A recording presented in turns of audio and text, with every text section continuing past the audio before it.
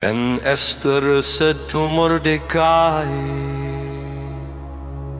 "Go gather together all the Jews who in Susa, and fast for me, neither eat or drink 3 days, night or day. I and my maidens will also fast. Then I will go into the king, which is against the law. And if I perish, I perish." So Mordecai did all that Esther commanded him. Now on the 3rd day, Esther put on her royal clothing and stood in the court. The king sat on his royal throne in the royal house, next to the entrance of the house. When the king saw Esther, the queen, standing in the court, the king held out to Esther the golden scepter that was in his hand.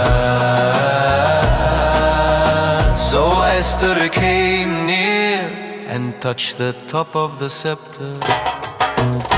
Then the king asked her, "What would you like, Queen Esther?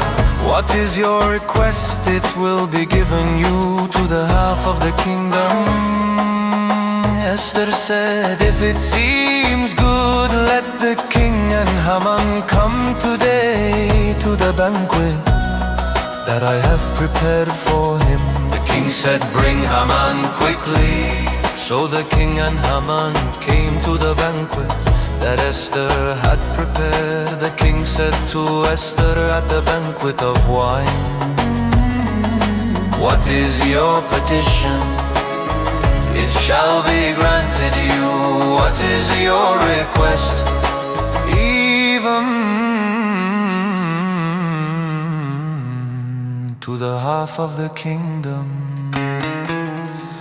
Esther answered, "My petition and my request is this: if I have found favor in the sight of the king, let the king and Haman come to the banquet that I will prepare for them tomorrow, and I will tell you my request."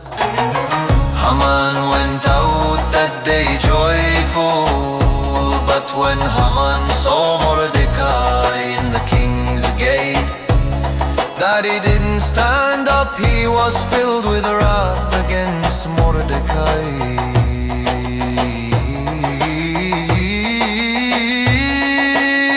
Nevertheless, Haman restrained himself and went home. Then he called for his friends and his wife. Haman recounted to them the glory of his riches, the multitude of his children, how the king had promoted him, and how he had advanced him above the princes and servants of the king.